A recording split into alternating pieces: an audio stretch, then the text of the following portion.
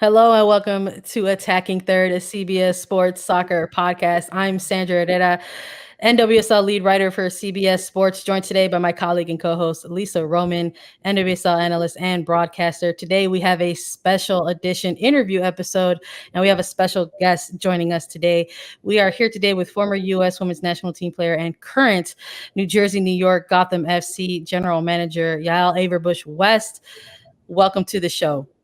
Thank you. That was that was a lot of words for my intro, so you did well with that. Thank you. I appreciate it. I always want to make our guests feel special and welcome to the show, and B, I also want to get through the intro. So those are, as long as I hit those 2 points, I feel accomplished, and I feel like we set the table for the episode. But we're very excited to have you here for our listeners who are unfamiliar with your legacy, Yael. I will just let them know very quickly that you're someone who has played professionally for 11 years. You started your domestic club soccer career back in the day, 2009, with then Sky Blue FC. It was a kind of a hometown tie for you. You went on to become executive director of the NWSL Players Association, and now you're on the soccer operation side of things. That is many hats to be wearing, along with probably the biggest hat, which is mom as well, right? A lot of hats, yes. But actually, it's funny because I considered myself just an NWSL fan up until like now. I guess it was maybe a month and a half ago. Like a season ticket holder for Gotham FC. I was like, this is nice. I'm just on the outside, and now I'm back on the inside. So I couldn't stay away for that long. Yeah, you mentioned being a fan before you stepped into this interim GM position, which about a month ago it happened. There was a media swarm around all of the attention with the old GM being terminated in Elise LaHue, and now you stepping in and going from sitting on one side of the stadium to the other. Besides your seat in Red Bull Arena, what's been the biggest adjustment and stepping into this GM role?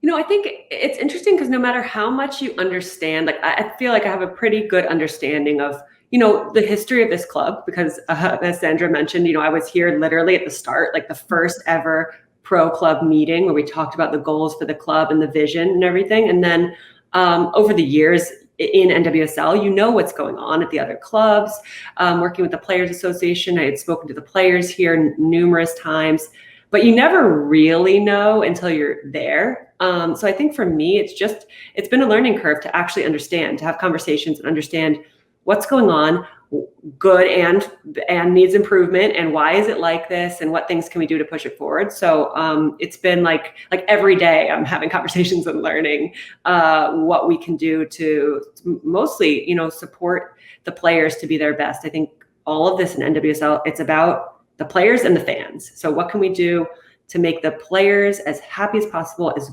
good as possible when they go out to perform on game day, and to make the brand as exciting and entertaining as possible for the fans. So let's narrow down things a little bit. Let's maybe talk about like the week in the life of a GM, or even a day if a week is too much, because there's a lot of maybe questions from the casual listener or casual fans where it's like, general manager of a women's pro soccer team, what does that mean? What does it look like? There are people's assumptions or interpretations of what that role could be. Some people feel like it's more of a team building side, someone who's assembling a team, putting it together to put together a winning club.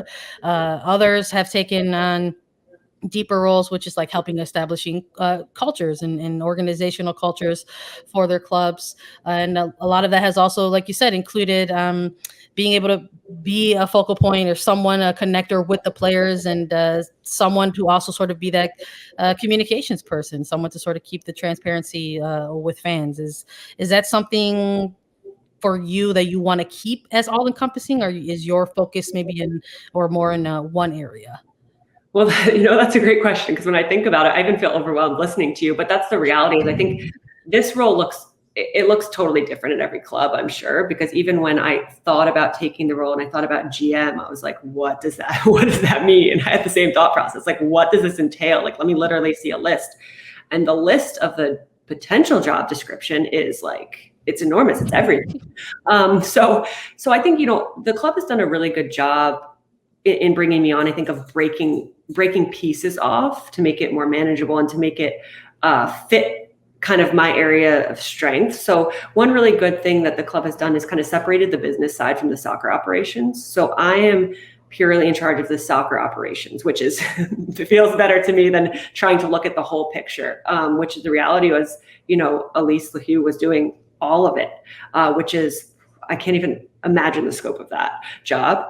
And then I also have an assistant working with me, Stephanie Lee, who's been at other NWSL clubs. And so she has been there and done that. She was been in league meetings. She's, worked with the contracts, the salary cap, all those things that are a huge learning curve on my end. That's probably, I would say, really the biggest part of the league that I'm so unfamiliar with is that part, because I've been almost surrounding all the other sides of it, but all of that, it was stuff I never would see. I wouldn't see anyone's contract besides my own. So because of that, I've been able to break off kind of a really nice segment of focusing on really kind of setting the stage for the club culture. And this club, I think, has already an amazing club culture. So it's not creating the culture, but it's figuring out how to protect it and how to continue to advance it. And I mean, it's no secret to anyone that the club hasn't had the success on the field of some other clubs in the league. And this year is the first time, we see some numbers in the win column. And that's a really important part of things, for the players' morale, for the club moving forward. So it's twofold of making that culture giving even more of a platform to the players who really carry the culture, but then also how can we create something where there's long-lasting success on the field and stability in terms of that, really building on the success on the field. So that's the puzzle that I'm tasked with, and how to do it, I can't yet speak to exactly, but that's what I'm figuring out as I go.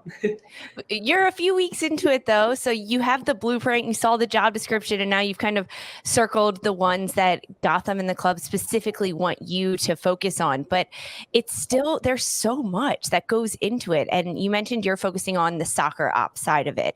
So I have to ask, game week, let's just say, what are your daily duties leading up to the game day, or does your job not even really focus around a game day for Gotham FC? Quite honestly, I'm pretty separated from that in the sense that I go to, I live locally, so it's really nice. I drive maybe not even 25 minutes to the training facility. And when I say I'm going to training, I actually have never really stood out and watched training. That's what I was thinking of. Oh, I'm going to watch training. I'll, really be down on the field in the games, but it's not, I think, my work ideally should be done far before anything that actually happens on the field. So for me, it's about setting up everything prior to that. Once game day comes, that's kind of, I'm hoping the time to sit back and relax and watch the show unfold kind of. So that's the way I've approached it. Your off day. That's almost your off day. Yeah. To sit off is maybe a relative term, but the reality is there's a lot of other people kind of on the ground doing the bulk of that work. And I'm so grateful for them because they're carrying out the show. That really the staff and the players come game day, that's their time. They spend they prepare the stadium, they prepare the locker room, the players show up, they do their thing. And I'm kind of I show up like any other fan. I have a little more invested now and I'm a little more stressed, I will say. But really when you hear I think operation, the soccer operations is maybe a little misleading because the staff here does an amazing job of carrying out really the nitty gritty of the operations. And I kind of am responsible for just overseeing those processes and making sure it's running smoothly. Talking a little bit about some of your previous accolades and your experiences leading up to this role that you're in, what is it about perhaps your history as a former player specifically that has maybe helped you in these early weeks of being a GM with Gotham? Yeah, well, I mean, the first task here for me was bringing in a couple new coaches. And so I think as a player, my understanding of the magnitude of that decision and the process that needed to take place, I think it is really deep because for me, and I've always thought this as a player, the coaching staff of a team, and I wouldn't even say just the head coach, because that's something I've actually really, my eyes have been open to since I got here, is the coaching staff as a team. It's a group effort. It's not just the one head coach. I think often we think about who's the head coach of the team and that's what we think about, but that's that's not how it works. That's like just looking at the star player on a team. That's not what causes the team to be successful or not. So for me, looking at piecing together the right staff, like that is make or break for the player experience. And as we know from seeing in the media, from everything that goes on in the league, the player experience, from that, everything else emanates out. If the players are happy and feel like they're being treated professionally, they're getting better, they can compete to be their best on the field, everything else in the organization builds off of that. And if that's not right, like everybody knows, it's no secret. So for me, I think that is probably like potentially the single most important work I will have to do, especially in the short term. And I really viewed it as like doing it for the players. It is for the organization, it's for the league, it's bigger than that, but really it's for the players. This affects their everyday life and like all the way down to their mental health. So I honestly forgot where the question even started, but that's where I went with you took it where you I don't know. you're fine. You took it completely where it needed to go. I think that that's a little bit underrated, that maybe the former player experience, specifically as a women's soccer player in a women's pro league, is huge and important. And that's where it started, with the player experience. Yeah, that shouldn't it shouldn't be overlooked. But you touched on it a little bit. So let's get into the nitty gritty. I'm sure our listeners would love a little bit of insider info if you're willing to give it. But that was one of the very first big things that you were tasked with in this position, was appointing some new head coaches. Freya Coombe departed the club, took a new position with the forthcoming Angel City FC club that they'll be joining the league in 2022. And then all of a sudden, you really had to tighten up that GM hat, and there was a coaching search that went underway. Didn't really feel like you guys had a lot of time to maybe sort of get that going, but the club eventually announced the appointment of Scott Parkinson as head coach, and then for the assistant coach side of things, Bev Goebel Yanez as the first assistant. So why this duo? What was the search like? What was the vetting process like? What would you like our listeners to know about this process? Yeah, so I think the first most important thing is, like the way things go down in the media is sometimes like a little bit misleading in terms of timelines, especially, I would say.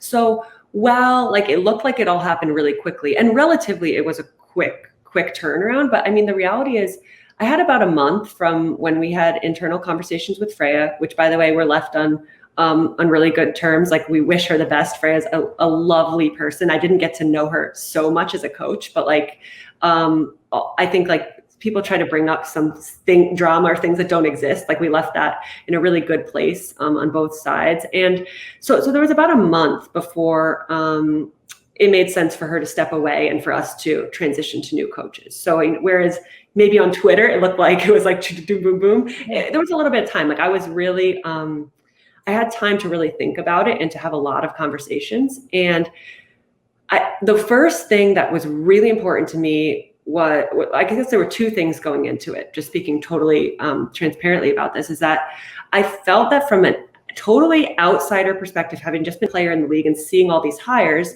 that it had been done in the past from various clubs in the women's soccer world where either there was a lazy or a cheap hire.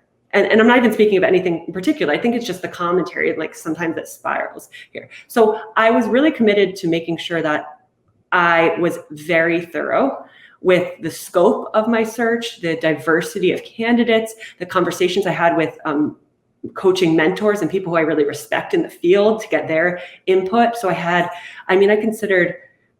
think when we looked at the numbers, it was like over 30 candidates from like literally all over the world, all different backgrounds, all different types of people, to make sure that I had a really good picture of like what was out there for this.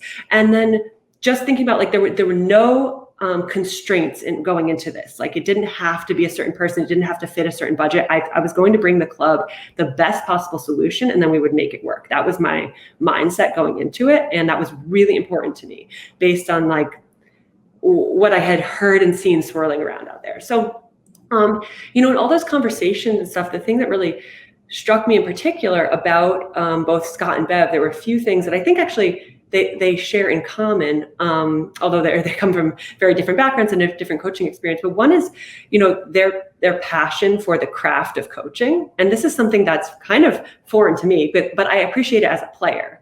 And I know Bev as a player and how she approached her craft. But when she spoke about herself as a coach, and when Scott spoke about himself as a coach and the way he approaches things, it was a real dedication to, very similar to what I hear from the players about how they're approaching things and how much they care and what they're putting into this. And I think that was really important. And then additionally, in looking at the timing of this transition, we needed, we have a really great rest of our coaching staff here. And I will give a special shout out to, Becky Tweed has been amazing on the coaching staff. She's really helped with this transition, as has Daniel Ball, the goalkeeper coach, and Philip Congleton, who's, our sports performance specialist. And they've really helped with the transition. So it's not like we're not starting fresh from totally clean slate. So I wanted to look at people too who I think would come in and mesh well with our current staff and mesh well with the current players. We have a transition to make. We're not starting where everyone's coming in the beginning of preseason. So I looked at, who is going to help us make a smooth transition and work well with the players we have, what I'm hearing from them. I took their feedback, the things they need and want moving forward, as well as same thing from the staff. So who's going to be good right now to make that transition? And then who also really fits within the club culture and where I see this club wanting to go. So understanding that from ownership, from staff, from players, is what is the core, the essence of what this club is about, and who's going to support that moving forward. So really, honestly, I feel like I was happy when I finally narrowed down and came to the decision on those two. And I'll tell you guys that I think the thing that really solidified it for me was that I know Yanez, is so loved. As a player, there's probably not a more loved player in NWSL. And I will tell you, but the Twitter reaction from people who know her and know Scott, honestly, I didn't think anyone could rival her. And I think Scott maybe rivaled her. It was literally tweet for tweet. Scott, mate, so happy for you. Congrats on the role. Love this for you. And then, great, Bev. Oh, wow, Bev, in all caps. And honestly, it went back and forth. And I didn't really know that. I knew that people really liked and respected Scott, but I didn't think I knew the extent of it prior to seeing that. And I was honestly blown away. But they are lovely human beings first. And I think they have come in, and it's been pretty seamless in terms of transitioning. So yeah, that was a real in-depth look at the process and where it's taken us. No, we love it. I love to hear it. And I'm sure the listeners are appreciative of all of the context that you're giving as well. But that's so funny to hear you mention some of the reaction to it, because it's so true. You saw that going through some of the timeline, and sort of if we're all mutuals here, and if we all look at sort of what we use it for, it's for work purposes and a lot of soccer, Twitter realms and stuff like that. But a lot of that was so true. What you're echoing was a lot of positivity around these hires. It was really kind of viewed as a bit of a home run. And I think that's huge. It's very important when you're thinking about things in such a prolific position, whether it's a head coach or a first assistant, and sort of talking about something like when it comes to something like reputation, where a huge part of that is allowing others to sort of speak to that for you. And the fact that so many people were reacting to these two hires for Parkinson and for Yanez, and that all of the reaction to it was so positive. I think it did speak very, very highly to the reputations in the league on and off the pitch. So I'm excited to sort of really see them kind of get their hands on the team and go ahead and really make this playoff push, because like you said, the timing of it was really, really crucial as well. The team is in the middle of this playoff push. Lisa, do you want to maybe take this next one for us and really get the ball rolling on some other futuristic things in the horizon for Gotham? Yes, the playoff push, of course, is one, but Yael, the big news has recently dropped about the expansion draft and the rules. The NWSL adding 2 new clubs to the league, which is huge, and that is very exciting. But that also calls for a double expansion draft, and before we know it, it will be December 16th, and the expansion sides will be making their picks, and there's been new rules and new outcomes with the drop of this news. Have you had a chance to look at it at all? I know, of course, you have a lot going on, but with 2 new clubs coming into the league and with an expansion draft. When you look at this and the rules that have come out of the expansion draft, what are you looking at specifically? Yeah, no, that's a great question, because I will say this part, I won't lie, it gave me a bit of like I was like, okay, I gotta take some deep breaths here, just thinking about it, because the reality is these things really, and this is where I think too my player insight comes into play a little bit. These things really affect players going into the end of the season. A looming expansion draft causes a lot of anxiety around the team. So as I look at it and I look at the rules, my first and foremost, my goal is to minimize the anxiety and the unknowns for players. And that may or may not be possible fully. Like, I think that there's always going to be, it's going to come to the day and things are going to happen that we don't all know about. But the bottom line is, as much as I can reassure the players and understand the players and their individual goals, and we can all be on the same page leading into it, the better, because the last thing we want is, in this really crucial part of the season, is for people to be concerned about that on the team. That's for us as a staff to be concerned about and to work out in the best way possible for the club. But what I'm most conscious of in just looking at the rules and how it's all played out in ways that it's played out in the past, they spiral in my mind, is just to protect the players from that as much as possible.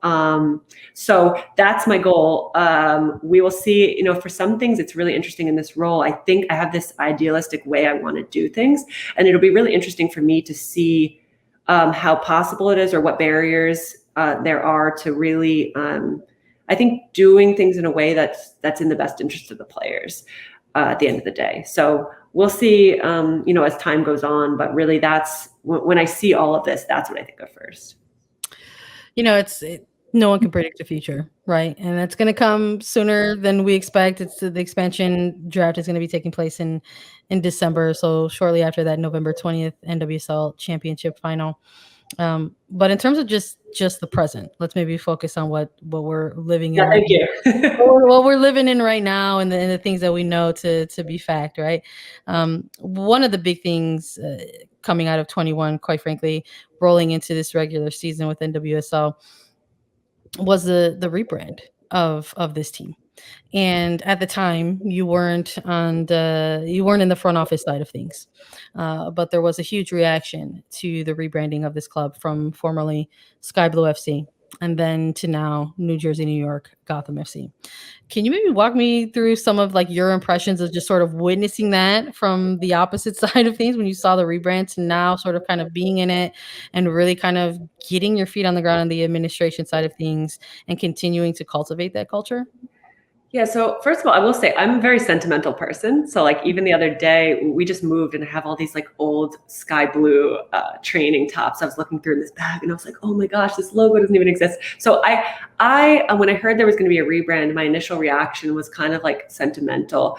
But what I do with anything that has to do with branding or culture is I don't trust my own opinion until I look to my husband, Aaron. I see like, is this cool? And he loved it. Like when they dropped the logo in the video, he was like, this is sick. So that's when I knew. I was like, oh, okay, it's sick.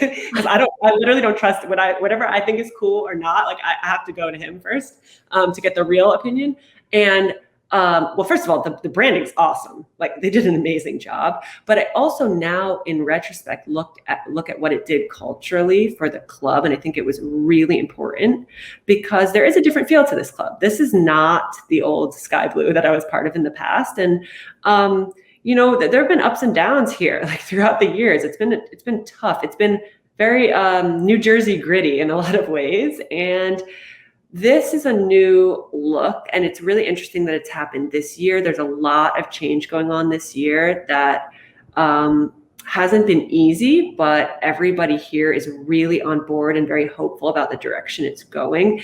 And so I think the new brand has really gone in line with the full shift and how it feels different here. And from everything from the change in venue and training facility up here at Red Bull training facility and Red Bull Arena, it feels different to, now we have different personnel in place, literally new members of the coaching staff. There's a lot of different, fresh feel, but yeah, the new branding is awesome. And I think it goes in tandem with like a real shift in like this club is now moving forward, competing to be, I'm not going to say one of the best. We're competing to be the best in the league. It's going to take some time. Like we all know who has been the best historically in the league and is always up there. But now this club, the goal is to be part of that conversation and literally at the top of the table. So that's, I think the new brand kind of allowed for this whole shift. Personally, I loved the new brand. I like the colors and the uniform. I don't know if you guys see this side. Yeah. Yeah. It's like, it's awesome. They really did a nice job with it. And now you get to rep it as part of your uniform, right? Like day in and day out, which is pretty great. But you mentioned being with Sky Blue previously, in 2009, you were drafted with Sky Blue, and now somewhat 10, 11, 12 years later, you are a GM in this league. So you've seen the NWSL over the last several years and how it's grown and how it has changed. So for you, looking at this, going from player to Players Association, now in the front office as a GM of a club in the league and in the NWSL, what is the biggest thing that has changed throughout the league? Wow. Yeah. Well, first of all, I didn't realize that many years had actually passed. But when you do the math, it's true. I think that, I don't think it's anything surprising. I don't have like a boom, wow answer to that question. And because it's been really interesting, I think from the beginning, we knew it takes time to build this. Like this is the direction we all saw it going, and we haven't arrived anywhere. That's for sure. There's still a lot of work to be done. But the key is we knew it takes time, and what we hadn't had in past leagues was the time. And so it was always the goal from day one, like this needs to last, because if it lasts, it can get better. That's the only chance we have. Seeing the WUSA and WPS, unfortunately, folding after 3 years, we don't even know what they could have been because they didn't have the chance. So for me, the biggest accomplishment of this league is to continue moving forward. And, if you look at like the history, and this is part of what I learned being part of the Players Association that was really valuable, is that the history of MLS is not like, it didn't explode to what it is today, in a couple of years. It was rocky. They came at it's the same path. Like we're not, doing anything new here in terms of like the ups and downs of how this works. This is like what that league had to go through, and look where they are now. So if we look at it, we're on the right track. We're on the right route. There are growing pains. Certainly it needs to, be professionalized in a lot of ways and keep pushing that forward, but it has to be here to do that. And you can't rush that process because it has to be built level by level, building block by building block. So for me to see, every year that goes by and the next season schedule gets announced and it's moving forward, it's like pretty special, especially for those of us who are around. I wasn't part of WSA. I'm not quite that age bracket, but being part of a league that then folded, those of us who started off our second league as NWSL, I think share a unique appreciation for that maybe I hope the younger players don't understand and fully appreciate. They shouldn't even be thinking about that, but that's always in the back of our minds. I think it's like, whew, it's still here and it's doing well. And so there's so much to be said for that. You can pick out all the things that need to grow and improve, but the bottom line is it's here and it's thriving. So that's amazing. And now when you look forward, it has grown so much, and you compared it a little bit to the MLS about the rocky start and how it takes time to get fans invested and communities invested, and that's happening. And we're even seeing it with 2 new expansion clubs for next season in the NWSL. But for you specifically, what is the hope or the goal for the next 5 years for the league, or the next 10 years? Where do you hope to see it in the near future? Yeah, I think there's a lot to be said for truly building that community feel. It's hard to start something from nothing and to have like true fan bases, true homegrown players coming up through the system, real like club legends. And what we've seen in the past is like the national team, whether it's the U.S. women's national team or international national team players, they are the stars. That's great. But like the more of the local stars who are professional players and they're known for their club affiliation, like how many people know Megan Rapinoe as an OL Reign player rather than a U.S. women's national team player? And I think that we're going to see that shift. And I think we're starting to see already players making their mark on the international stage based on their performance in the league and coming up through the league. And, you know, we see it, you know, all the time now. It's not the exception anymore. It's kind of the norm. You see somebody like Lynn Williams, like that to me is a massive success for the league. And she is known as a North Carolina Courage player. That's awesome. So for me, the more we have that stability where players are happy where they are, they want to stay at their clubs, they're developing at their clubs, fan bases can get attached to those players and vice versa. We build the clubs into the communities. You know, that's something the New Jersey, New York soccer community is. I mean, I grew up here. I've lived all over the world and played everywhere. And this is one of the best. Like, it is a really special place, but we got to tie in more to that. So the more, that takes time, but the more time that passes and the more we see these star players being affiliated with their clubs, I think that's kind of the next level that I would like to see. Just, we got to build that over the next, you know, 5 years, but even in the next 2 years, 3 years. I know we've been chatting a little bit about the current state of things and what perhaps you'd like to see in the next few years in terms of growing the league and how that actually does have to be kind of, you know, what might feel like a very slow process to people who are on the outside looking in. But you do want to build slowly because you want to try to build correctly.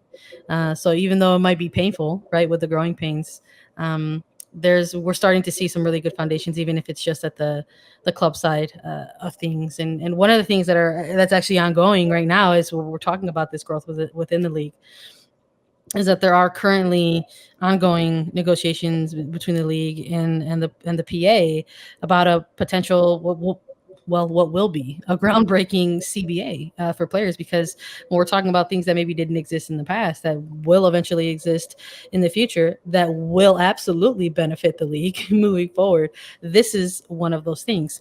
And you are someone who has formerly had ties with that as the executive director of the PA at the time, and so now you're on the other side of things. So obviously some of what you can talk about on this topic might be limited, but in terms of just wearing that former player hat for a second and having maybe heard some of, you know, those moments of those areas where players have come to you to talking or bringing about certain issues to light, things that they would like to see within a potential CBA. What do you hope to have come out of something like that for the players moving forward?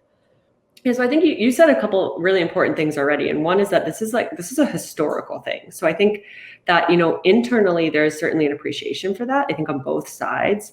And what people may not realize really the full extent of is that, well, like the notion of a CBA is like, oh, it's the players against the league. Is that the why I got involved in this from the first place is that everyone literally has the same goal. And so sometimes I laugh about it because it's not a battle so much as like a chipping away back and forth to get to this point that's beneficial for everyone. And it really is. It's setting the guidelines for how the league and players will operate moving forward to make decisions. And this is what I've learned about a CBA. Like, I know nothing about the legal side. I know nothing about like really like labor unions and that movement, but this is the piece I've learned is like the purpose of this contract is to dictate the operating mechanism between both of these, the most important parties to the league entity itself and the group of players. And so whether it's the players, the team staff, the ownership group, the league front office, the fans, like everyone benefits from this. And when it's announced, it's going to be,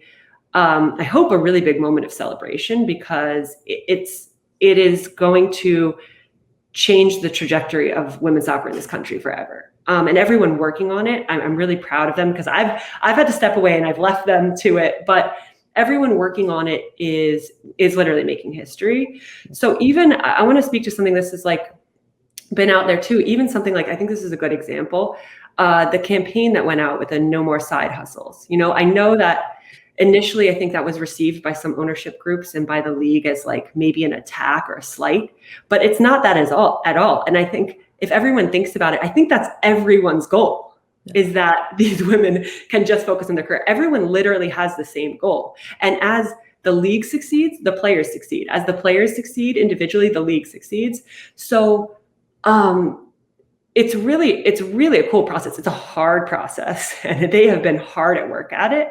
I think that's the part that like even I haven't been privy to, like the real nitty gritty of how hard work it is to go through every aspect of the league and player experience and dive into it all. But everyone in the outcome of it, everyone wins, I believe. So I'm really excited for, when this is going to be like a monumental thing when the first CBA is signed and done. And then, then we really go from there. But it's huge for the league and the players. Looking forward to it for sure. I know we can't wait to celebrate what a huge win that will be for everybody, quite frankly, the players and the league. Yael, I want to thank you so much for joining us today. This was a wonderful conversation. I hope we can have you back maybe when that CBA is announced. Maybe we'll come celebrate together. Right, we'll celebrate together. And, as Gotham continues their playoff push, we'll be keeping an eye on it. And maybe you guys break through on that. We'll have you back as well to chat a little bit. Thank you so much for joining us today. Awesome. Thank you, guys. Appreciate it.